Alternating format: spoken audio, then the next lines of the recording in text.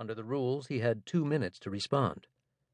Before the mock, Kerry had been instructed by one of the debate coaches to interrupt Obama at some juncture to see how he reacted. Striding across the bright red carpet of the set that the president's team had constructed as a precise replica of the Hofstra Town Hall stage, Kerry invaded the president's space and barged in during Obama's answer. The president's eyes flashed with annoyance.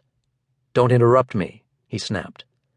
When Kerry persisted, Obama shot a death stare at the moderator, his advisor Anita Dunn, standing in for CNN's Candy Crowley, and pleaded for an intercession. The president's coaches had persistently worried about the appearance of nasty Obama on the debate stage, the variant who infamously, imperiously dismissed his main Democratic rival in 2008 with the withering phrase, "You're likable enough, Hillary." His advisors saw glimpses of that side of him in their preparations for Denver, a manifestation of a personal antipathy for Romney that had grown visceral and intense. Now they were seeing it again, and worse. The admixture of nasty Obama and Denver Obama was not a pretty picture. Challenged by Kerry with multi-pronged attacks, the president rebutted them point by point, exhaustively and exhaustingly. Instead of driving a sharp message, he was explanatory and meandering. Instead of casting an eye to the future, he litigated the past. Instead of warmly establishing connections with the town hall questioners, he pontificated airily, as if he were conducting a particularly tedious press conference. While Kerry was answering a query about immigration, Obama retaliated for the earlier interruption by abruptly cutting him off.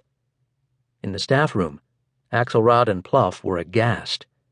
Sitting with them, Obama's lead pollster, Joel Benenson, muttered, "This is unbelievable." Watching from the set, the renowned Democratic style coach Michael Sheehan scribbled furiously on a legal pad, each notation more alarmed than the last. Reflecting on Obama's interplay with the questioners, Sheehan summed up his demeanor with a single word: creepy. After 90 excruciating minutes, the mock from hell was over. As Obama made his way for the door, he was intercepted by Axelrod, Pluff, Benenson, and the lead debate coach, Ron Klain. Little was said. Little needed to be said. The ashen looks on the faces of the president's men told the tale. Obama left the building and returned to his sprawling quarters on the banks of the James River with his best friend from Chicago, Marty Nesbitt, to watch football and play cards.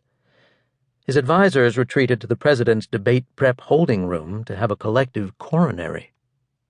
That the presidential debates were proving problematic for Obama came as no real surprise to the members of his team.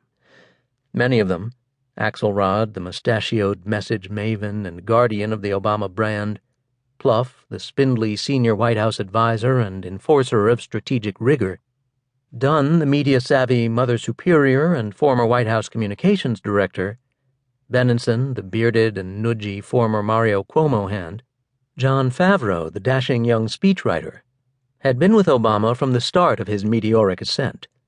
They knew that he detested televised debates, that he disdained political theater in every guise, that, on some level, he distrusted political performance itself with its attendant emotional manipulations. The paradox, of course, was that Obama had risen to prominence and power to a large extent on the basis of his preternatural performance skills and his ability to summon them whenever the game was on the line. In late 2007, when he was trailing Hillary Clinton in the Democratic nomination fight by 30 points.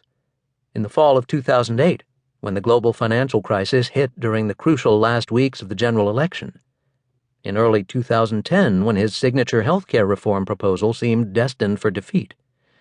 In every instance, under ungodly pressure, Obama had set his feet, pulled up, and drained a three-pointer at the buzzer. The faith of the president's people that he would do the same at Hofstra was what sustained them in the wake of Denver. For a year, the Obamans had fretted over everything under the sun: gas prices, unemployment, the European financial crisis, Iran, the Koch brothers, the lack of enthusiasm from the Democratic base, Hispanic turnout in the Orlando Metroplex. The one thing they had never worried about was Barack Obama. But given the spectacle they had just witnessed at King